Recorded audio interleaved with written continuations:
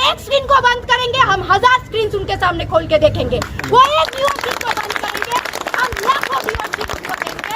And this is the form of the request from the JNU students union that please do scan the QR code and we'll be starting off with the screening shot. Jawaharlal Nehru university यानी JNU में वहाँ की students union और BJP की students wing ABVP में एक मरतबा फिर तनाज़ो हो गया है, तनाव हो गया है और ये सिलसिला बढ़ता जा रहा है।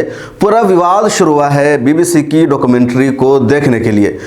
JNU की स्टूडेंट्स यूनियन ने कल ऐलान किया कि हम BBC की डॉक्यूमेंट्री को देखने के लिए कैंपस में एक बड़ा स्क्रीन लगाएंगे और उस स्क्रीन पर सभी लोग BBC की डॉक्यूमेंट्री को देखेंगे।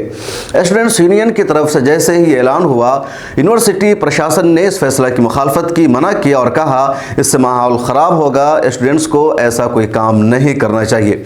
स्टूडेंट्स यूनियन ने जवाब दिया कि BBC की डॉक्यूमेंट्री देखना कोई गलत नहीं है, ये डॉक्यूमेंट्री इंडिया में बैन भी नहीं है और इसमें भारत के 2002 के गुजरात फसाद को बताया गया है, तो हमें देखने में कोई हर्ज नहीं है। लेकिन प्रशासन ने बार बार मना किया, स्टूडेंट्स नहीं रुके और उन्होंने पूरी तैयारी कर ली। हर एक को इनविटेशन भेज दिया। रात के 9 बजे का वक्त तय किया गया, स्क्रीन लगा दी गई। लेकिन 9 बजने से पहले ही यूनिवर्सिटी की प्रशासन ने पूरे यूनिवर्सिटी की लाइट को काट दिया और एक तरह से फिल्म देखने से रोक दिया गया। लेकिन इतना ही नहीं हुआ, बल्कि ABVP के कुछ लड़कों ने, जो लोग वहां पर इकट्ठा हुए थे, उन पर पथराव किया। उसके बाद स्टूडेंट्स यूनियन ने कहा कि हम रुकने वाले नहीं हैं, एक स्क्रीन को रोका जाएगा, 1000 स्क्रीन पर हम इस डॉक्यूमेंट्री को देखेंगे।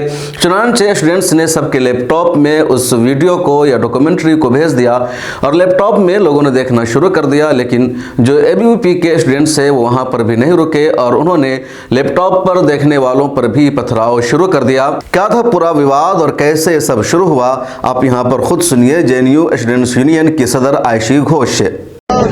सबसे पहले मेरा नाम आयशी घोष है और हमें JNU जो छात्र संघ है, JNU स्टूडेंट्स यूनियन की प्रेसिडेंट हूँ, अध्यक्ष हूँ। जैसे कि आप सभी को दिख रहा है कि किस तरीके से आज JNU स्टूडेंट्स यूनियन के द्वारा एक डॉक्यूमेंट्री स्क्रीनिंग का प्लान किया गया है। और वो डॉक्यूमेंट्री स्क्रीनिंग इस बात पे था, BBC का जो डॉक्यूमेंट्री स्क्रीनिंग रिसेंटली जो काफी ट्वीट्स जिसके बारे में सरकार ने बोला है ट्वीट्स यूट्यूब से इसको हटाने के लिए, पॉइंट ये था कि डेमोक्रेसी के अंदर डिसेंट बरकरार रखे। ये खुद हमारे ऑनरेबल प्राइम मिनिस्टर के ट्वीट्स 2018 के 2019 के उन्होंने खुद बोला है कि अगर क्रिटिसिज्म नहीं होगा तो हम जो हमारी देश है, जो डेमोक्रेसी है, उसको स्ट्रेंथन नहीं कर पाएंगे। उसी लेगेसी को बरकरार रखने के लिए JNU छात्र संघ ने आज सोचा कि ऐसा एक डॉक्यूमेंट्री जिसको बार बार फोर्स करके बंद करवाया जा रहा है, हम लोग उसका स्क्रीनिंग करेंगे। अब जब हम लोगों ने स्क्रीनिंग करने का सोचा और पिछले 24 घंटे में JNU प्रशासन ने एडवाइजरी निकाला ये बोल के कि अनऑथराइज्ड है। JNU के आसपास जो पुलिस स्टेशन है वहाँ पे जो SHO है वसंत कुंज में, उन्होंने डायरेक्शंस भेजा कि हम लोग ये स्क्रीन नहीं कर सकते, हमारे सामान सीज कर लिए जाएंगे। बहुत सारी धमकियां दी गई है। इवन ABVP जो छात्र संगठन है, यहाँ पे राइट विंग ग्रुप है, वो प्रशासन के मदद से यहाँ पे लोगों को मैसेज किए कि आज अगर आप JNU SU के ये डॉक्यूमेंट्री स्क्रीनिंग में जाएंगे तो आपके साथ मारपीट होगा। अब ये ताज्जुब की बात है, एक देश के अंदर जहाँ पे हम लोग जानते हैं कि डेमोक्रेसी है, वहाँ पे इस तरीके का सेंसरशिप का विरोध JNU छात्र संघ पहली बार नहीं कर रहे। सेंसरशिप की विरोध इमरजेंसी के दौरान भी JNU SU के द्वारा या JNU स्टूडेंट कम्युनिटी के द्वारा किया गया है। लेकिन जैसे हमने बोला कि हम लोग ये बात बताना चाह रहे थे प्रशासन को कि वो हमसे हमारी स्क्रीन छीन सकते, वो हमसे हमारी पब्लिक जो स्पेस है उसको नहीं छीन सकते, हमारे जो आंखें उसको नहीं छीन सकते, हमारी जो व्यू है उसको नहीं छीन सकते, डिसेंट को नहीं छीन सकते। तो यहाँ पे JNU SU जब यहाँ पे पहुंचा, 9 बजे का कॉल था, प्रशासन ने क्या क्या उन्होंने समझा कि large number of students have turned out today, क्योंकि उन्हें पता था कि हमें ये डिसेंट को बरकरार रखना है। JNU छात्र यहाँ पे पहुंचे कि यहाँ का लाइट पूरी यूनिवर्सिटी के अंदर काट दिया गया। तो ये दिख रहा है कि तरीके का बेशर्मी। तो आपने सुना JNU स्टूडेंट्स यूनियन की प्रेसिडेंट आयशी घोष को, जिन्होंने पूरा मामला बताया कि कैसे शुरू हुआ और किस तरह प्रशासन ने लाइट काट दिया और ABVP के लोगों ने पथराव किया, लेकिन किसी तरह प्रशासन ने ABVP के लोगों को रोकने की कोशिश नहीं की और विवाद बढ़ता गया। और इन लोगों ने साफ कहा कि हम लैपटॉप पर देखेंगे, लेकिन पीछे हटने वाले नहीं हैं। इस बीच इन लोगों ने वहां के थानों का भी रुख किया, लेकिन कहीं इनकी कोई सुनवाई नहीं की गई। JNU में इस वक्त भी एक तरह से प्रोटेस्ट चल रहा है और इन लोगों की यही मांग है कि हम इसको देखेंगे और हमारे साथ जो कुछ हुआ वो गलत हुआ। अब अहम सवाल यह है कि बीबीसी की डॉक्यूमेंट्री क्या है।